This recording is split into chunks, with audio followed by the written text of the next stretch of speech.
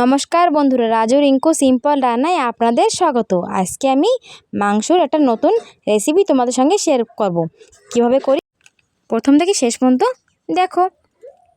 ভিডিওটা যদি ভালো লাগে একটা সাবস্ক্রাইব অবশ্য করো। আমি নিয়ে নিছি আধা কেজি মাংস, ভালো মতন ধুয়ে কাটে আমি পরিষ্কার করে নিছি। তারপর দিয়ে দিলাম ওতে সরষের তেল, হলদি পাউডার আর লবণ দিয়ে আমি ভালো মতন মাখিয়ে রেখে 10 মিনিট ঢাকা দিয়ে দিয়েছি। তারপর নিলাম শুকনো লঙ্কা, রসুন, আদা, টমেটো, পেঁয়াজ নিয়ে আমি কাটে ধুয়ে নিছি। তারপর একটা শুকনো খোলায় গরম মশলা নিয়েছি। গরম মশলার মধ্যে এলাচি, দারচিনি, লবঙ্গ আর চক্রা ফুল আমি শুকনো খোলায় হালকা ভেজে নেব। হালকা ভাজা হয়ে গেছে, তারপর দিয়ে দেবো আমি গোটা জিরে দিয়ে আমি কিছুক্ষণ খুন্তি দিয়ে নেড়েচেড়ে ভেজে নেব। ভাজে আমার ছোটো হামনদস্তায় আমি ঢেলে রাখবো। তারপরে আমি সেই কড়াইতে দিয়ে দেবো তেল দেওয়ার পরে আমি দিয়ে দেবো শুকনো লঙ্কা আমি লাল লাল করে ভেজে নেব। ভাজার পরে রসুন, আদা, পেঁয়াজ, টমেটো দিয়ে আমি শুকনো লঙ্কা উঠে রাখবো। উঠিয়ে আমি পেঁয়াজ, টমেটো, আদা, রসুন দিয়ে আমি ভালো মতন ভেজে নেব। খুবই টেস্টি হয় এই যে ভাজা মশলা দিয়ে মাংস রান্না। বাড়িতে একবার বানিয়ে খাই দেখবে আর কমেন্ট করে জানাবে যে কেমন হয়েছিল। এই যে আমার পেঁয়াজ, রসুন, আদা, টমেটো ভাজা হয়ে গেছে। এখন আমি উঠোয় রাখছি। উঠোয় একটা মিক্সিং জারে আমি এর ভালো মতন মিহি একটা পেস্ট বানিয়ে নেব।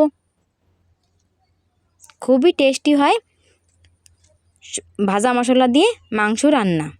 তারপরে আমি বড় সাইজের একটা আলু, দুটো কাঁচা লঙ্কা আর কিছু ধনেপাতা কাটি নিছি। তারপরে কড়াইতে দিয়ে দিলাম তেল, ফোড়নে দিয়ে দিলাম তেজপাতা, জিরে যখন চটপট করে ফুটলো আমি দিয়ে দিলাম মাংস ম্যারিনেট করে রাখছিলাম। সেই মাংস দিয়ে আমি ভালো মতন আমি ভাজিয়ে নেব। সুন্দর লাগে এই মাংসর রেসিপিটা। ভাজা মশলা দিয়ে করব আজকে মাংস রান্না। তাই এই যে ভাজা হয়ে গেছে, কিছুক্ষণ ভাইজে আমি ডুমো করে কাটে রাখছিলাম না আলু দিয়ে। তারপর দিলাম লবণ, স্বাদ মতন লবণ দিয়ে আমি কিছুক্ষণ ঢাকা দিয়ে ঢেকে রাখলাম। কিছুক্ষণ ঢাকা দিয়ে ঢেকে আমার মাংস প্রায় সেদ্ধ হয়ে গেছে। এখনই আমি আবার কিছুক্ষণ ভাইজে দিয়ে দেবো হলদি পাউডার। সুন্দর একটা কালার হবে, দিয়ে দিলাম হলদি পাউডার দিয়ে আমি কিছুক্ষণ নেড়েচেড়ে ভেজে নিলাম। তারপরে মশলা পেস্ট করে রাখছিলাম না, ভাজা মশলা আমি পেস্ট করে রাখছিলাম, সেই ভাজা মশলা পেস্ট আমি দিয়ে দেবো।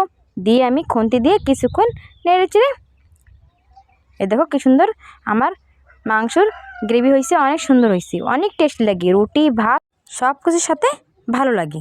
এই দেখো আমার ভাজা হয়ে গেছে। এখন দিয়ে দেবো আমি জল যখন টকবক করে ফুটবে আমি দিয়ে দেবো কাঁচা লঙ্কা আর ধনেপাতা আমি উপরতে দিয়ে দেবো।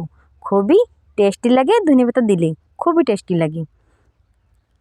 এখন আমি নামাই নেব। নামানোর আগে গরম মশলা জিরে ভাজি রাখছিলাম না, সেই একটা মিহি করে একটা পাউডার বানিয়ে আমি দিয়ে দেবো। এই যে আমার হয়ে গেছে মাংস রান্না। এখন আমি নামাই নিছি। ভিডিও যদি ভালো লাগে লাইক, শেয়ার, সাবস্ক্রাইব অবশ্য করবে। আগামী দেখাবে নতুন রেসিপি।